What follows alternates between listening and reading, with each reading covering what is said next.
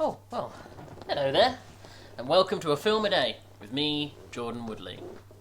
Well, after a slew of new releases or modern classics or films that have been released within the last 10 or 20-ish years, I thought it was about time I really went back to a proper classic. So today, I, quite spur of the moment, decided to watch the 1949 British comedy classic that is Whisky Galore.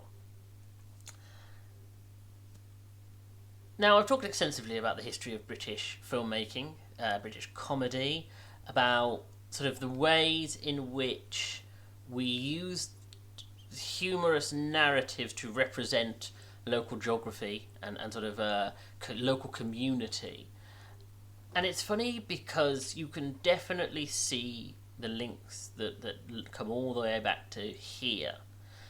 And of course, there are films that would have influenced this as well. This isn't the source of all of those films, but this particular style of comedy and this particular style of presenting sort of local British humour and culture, there's definitely a source here.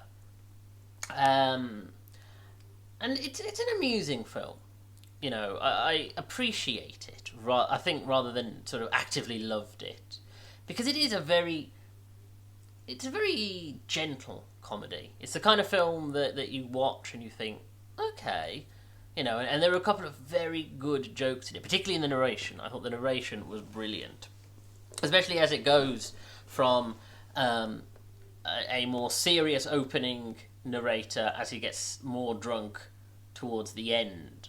And again, that really shows a sense of humour and a sense of sort of recognition of a British style of comedy and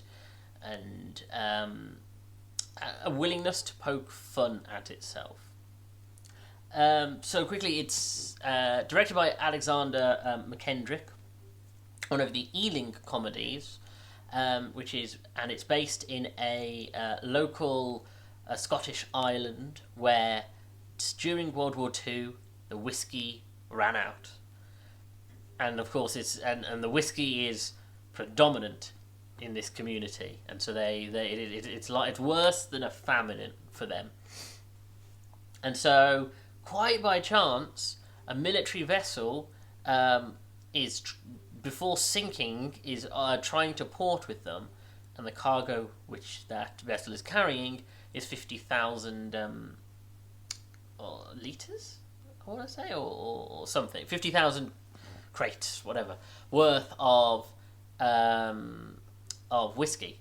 And so of course it goes from, it's very much in the crime caper, because of course these people want to get to the whiskey before the ship sinks, but then there's a very uptight military home guard captain who, for the sake of the law, doesn't want to allow them to get access to it.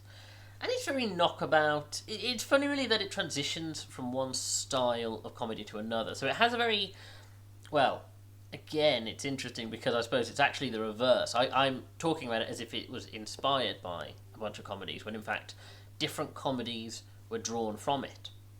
So it has that sense of, the obvious comparison is that Dad's Army sense of course, sort of the humorous look at the home guard, and of course, like I say, the uptight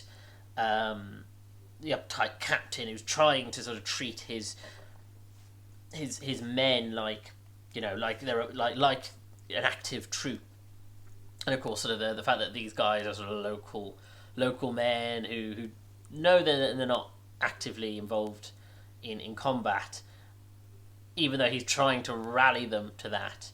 And so there's sort of this comedy sense of disconnect between the mentalities of the different characters. So you have that. You have almost there's almost a sense, like I said, with the narration, there is almost that sense of Monty Python, the sort of ways it veers into the surrealist at certain points. Of course, it has the very runabout, knockabout comedy styles of sort of your late 50s, early 60s, Benny Hill style, where there is long stretches of this film where there is no dialogue. It's all just physical comedy and scrapes and the ways that they're trying to get to the ship. And yeah, you can definitely see even things like, I got glimpses of things like the Goon Show and the name's gone out of my head, but like that era of comedian sort of. And again, it's probably not that this film directly influenced these comedy styles. It's that this was the era in which this style was popular, and of course that style had further influences on generationally. But it's very cool in terms of film history or cinema history to be able to chart this film as an era of influence. But even jumping well ahead, I mean, of course you can draw a very strong link, like almost a direct line between this and Local Hero. Now, yes, they're both set in Scotland in small communities. They're not out and out comedies like, Whisky Galore is an out and out comedy, but you get that same sense of, this is just the community functioning. There's nothing like there is a world in which a community like this exists, and the people within it exist, and it's not played up for laughs. It is just who these people are. It just so happens to be very funny, and I think there's that link between Whisky Galore and Local Hero can be drawn. And to be honest, you could also say that like a lot of those local British geography films like the one that comes straight to mind is like Pride or Full Monty or The Man That Went Up the Hill and Down the Mountain. You get that same sense of comedy structure to it, and you can see that this was a progenitor, at least in the structure of how these comedies functioned. You can see how that formula was replicated or subverted or shifted. Even when I first started watching this, I was thinking about a film which, again, I wouldn't even have heard of if I hadn't started this series, That Sinking Feeling, which again, I would be very surprised if this wasn't a direct influence on that. So, as I say, I found this film amusing. It has some pretty funny humour to it, and it has a nice tone. It's a very gentle watch, an easy watch. But it's not going to be up there in my sort of classics. It's not going to, I'm not going to even probably look back at Whisky Galore and go, oh, wow, isn't that a great comedy, and think of it very often.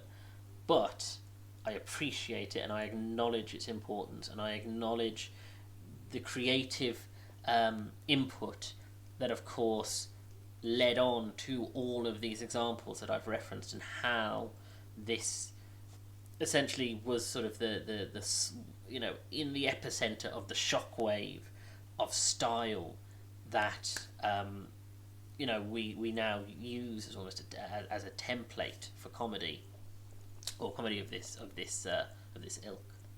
Anyway, thank you for joining me. If you like this video, hit the like button, comment below, and share the video, because it's all helping the algorithm.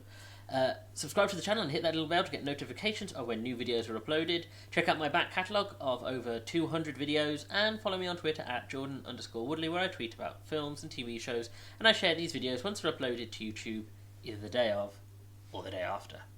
Thank you for joining me.